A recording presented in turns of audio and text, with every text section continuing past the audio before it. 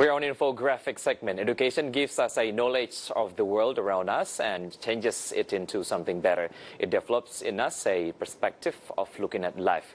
When it comes to government authority, it is heavily involved in the establishment, selection, and regulation of curriculum, teaching methods, and instructional materials in each schools.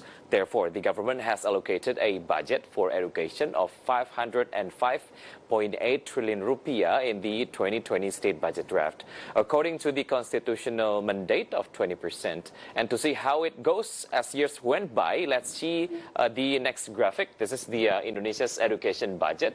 In trillion rupiah, in 2017, the budget allocated as much as 419.8. In 2018, 444.1 trillion rupiah. 2019, 492.5 trillion rupiah.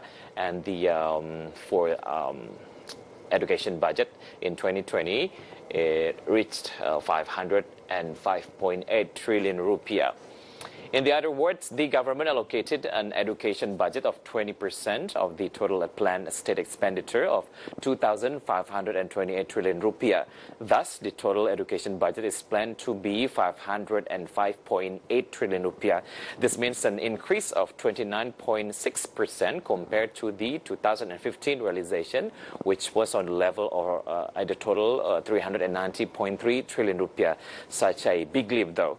Education is a natural right entitled to any individual and a critical social and economic development. Therefore, government also influences education by allocating funding to several streams so that all Indonesians can gain education as a whole with less disparity. We can say it as education budget distribution. So what are streams of the budget distribution then? Let's see the next data.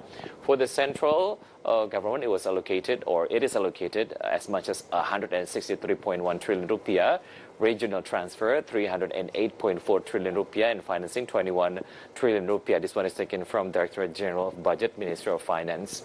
Despite high budget to all distributed streams, however, Ministry of Finance can't see significant improvement.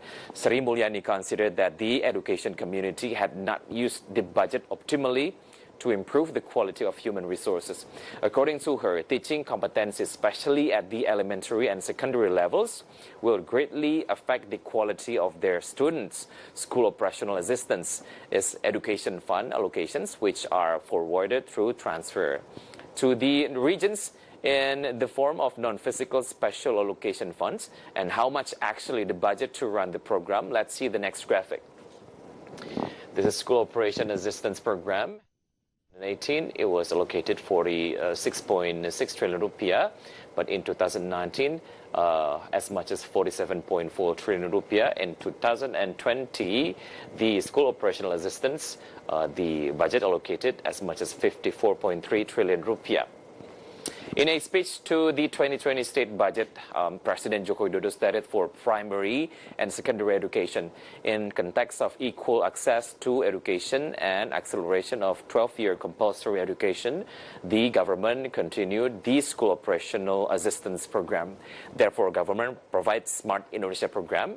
And what are the benefits and how is the mechanism of the program? In short, government gives card to called Smart or so-called Smart Indonesia card. These cards are intended for poor families who want to send school their children aged 7 to 18 years old for free.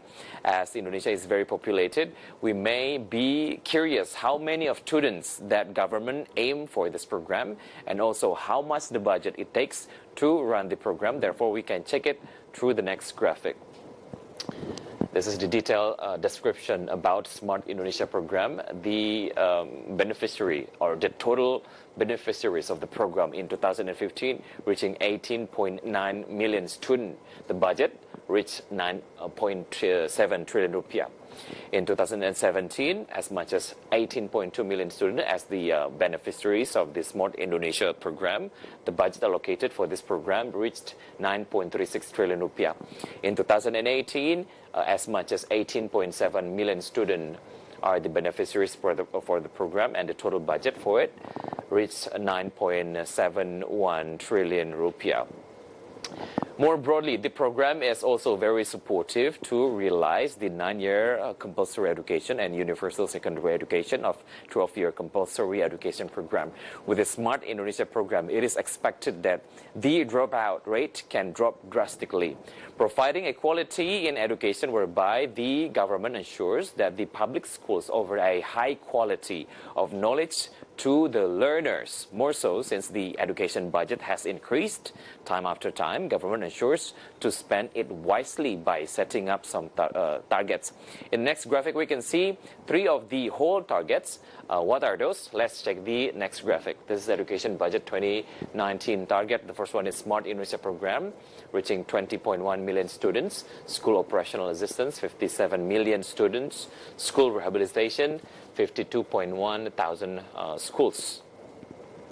As such, hundreds of trillions of budget have been included for infrastructure such as the construction of schools, renovation, while the government continues to commit to allocating 20% of the state budget for education. Again, Finance Minister Sri Mulyani hopes that the education community will continue to improve its budget strategy and government accountability. In short, a government should act towards empowering school leaders and teachers toward professional and responsibility and set standards and support them to deliver quality learning prospects for the learners. Education fights poverty in the nation and the society. Therefore, as the country gives training to its needy citizens, the government will be significantly investing in its future economy and status. And stay tuned on Market Headlines. We'll be right back after the break.